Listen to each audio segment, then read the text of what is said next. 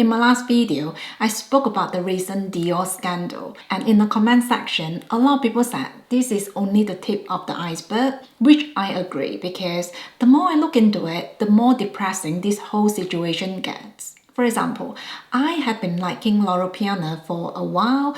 I thought their designs were really low-key and simple. In fact, I was really interested in their L19 pouch. However, earlier this year, Loro Piana has been accused for exploiting the indigenous community in Peru by underpaying them. To give you some context, Loro Piana only paid $280 for the materials they use to make a sweater, which they sell for $9,000. Now, the $280 they paid was not enough to pay everyone, which means some people actually had to work for free. And apparently, this has been happening for 30 years. And you have to remember, Loro Piana is one of the most premium luxury brands with a very high pricing. Not only that, with the rise of quiet luxury, this brand is only getting more and more attention because of their low-key designs. I'm sure you can see the similarity between this Loro Piana scandal and the Dior scandal. Now, both these brands belong to the LVMH group, and here's the thing. LVMH owns so many luxury brands on the market, so it's really hard to not speculate that what we see on the news doesn't even scratch the surface of something a lot darker and uglier. In my last video, some people seem to think these kind of scandals wouldn't affect luxury brands in any way because they are pretty much untouchable. After all, a lot of people buy luxury items for the prestige and the novelty. I mean, of course, we want everything we buy to be well-made, but the truth is, we wouldn't be buying these items if not for the brand. I agree with this to a certain extent, and I think luxury houses know that as well,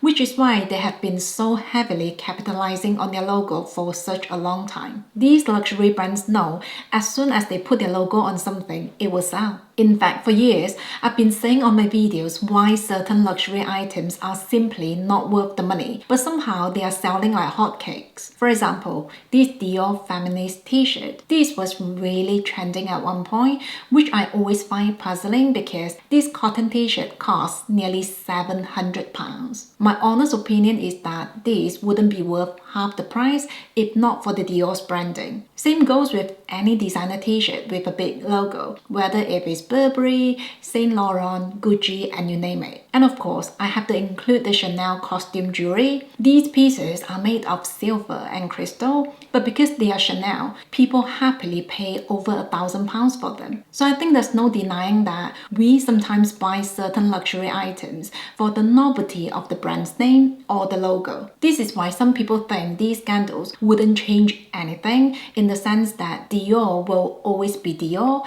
and Loro Piana is still Loro Piana, especially if you consider how established these luxury brands are and how we've been conditioned to see them in a certain way. Essentially, these brands have a very solid foundation, and so even though we might see them with a somewhat negative perception, they are still luxury brands at the end of the day. And as long as they are still in that category, people will still buy from them. Personally, I don't think I'll be buying from these brands for a long time, but I've come across people who said nothing has changed for them because they were happy with Dior products before the scandal, and so they will continue to buy from the brand. It also doesn't help that celebrities are endorsing these brands. For example, when the Balenciaga scandal broke out, Kim Kardashian made a statement condemning the brand. However, about a year later, she started working with Balenciaga again. Understandably, some of her followers are quite upset about this, but like the old saying goes, any coverage is good coverage.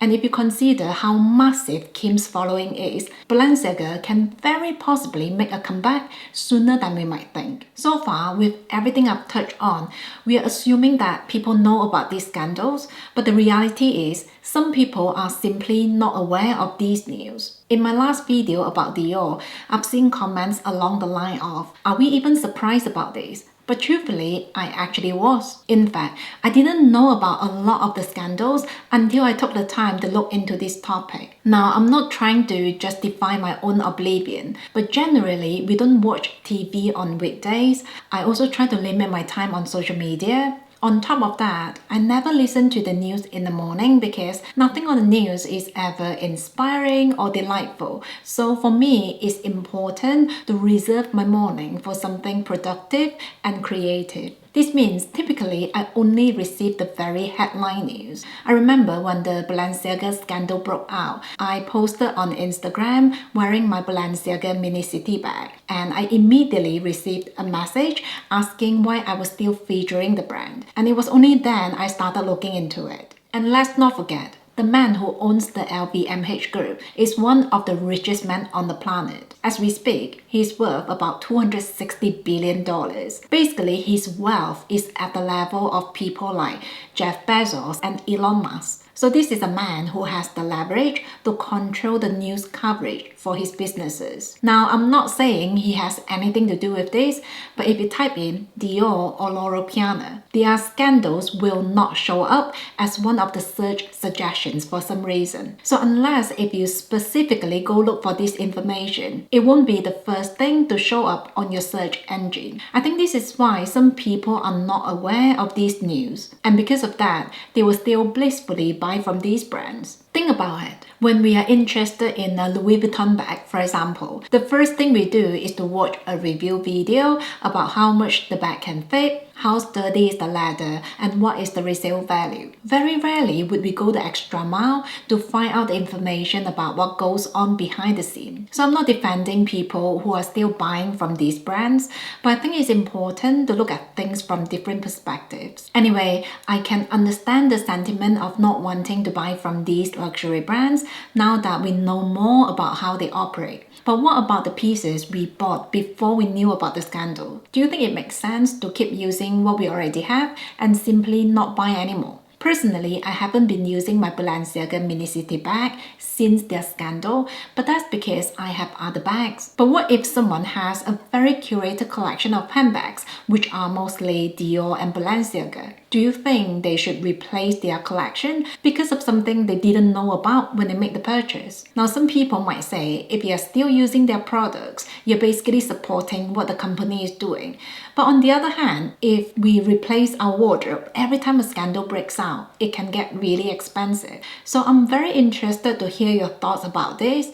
I know the sentiment is to do the right thing, but what if someone had just bought a Dior bag a few weeks before this scandal? They have been saving up for a long time to buy this bag, and if they sell the bag now, they will lose out on half the money to the consignment service. Besides, if you think about it, this bag will just get passed on to the next person. So should we really judge this person for using their new Dior handbag? Personally, I haven't bought a designer bag in about 4 years, and I don't have any bag on my wish list either. Some of you know I've been really liking the concept of luxury minimalism. About 4 to 5 years ago, I decided to turn over a new leaf and take control of my finances.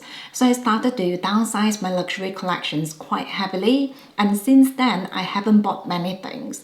Now, I've said on my videos many times that I'm so thankful that I went on this journey of intentional spending because it gave me the option to have a long career break. And for me, freedom is one of the best things my money can buy. One thing that I really appreciate about luxury minimalism is the opportunity to have some distance away from luxury shopping because it gave me the space to see things with more clarity. The thing is, when you keep shopping, every time you buy something fancy, you are on a dopamine high, which is something you can very easily get addicted to. This is when you buy things for the excitement of buying, not because you really want the items. If you're into luxury shopping, you know how easy it is to lose perspective about the value of money. For example, if you're in a Chanel store, a £500 t-shirt might feel like a bargain because everything else costs more than £2,000. But if you take yourself away from that luxury setting, you will notice £500 can actually buy you a lot of necessities.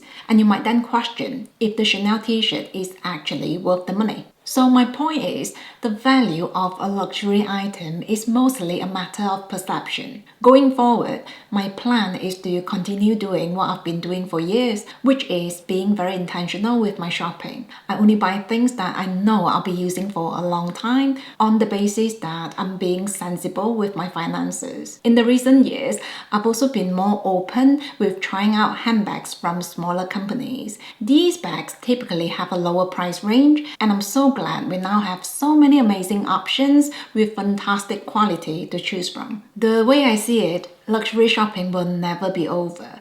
There will always be a market for it, but we can choose how we engage in it.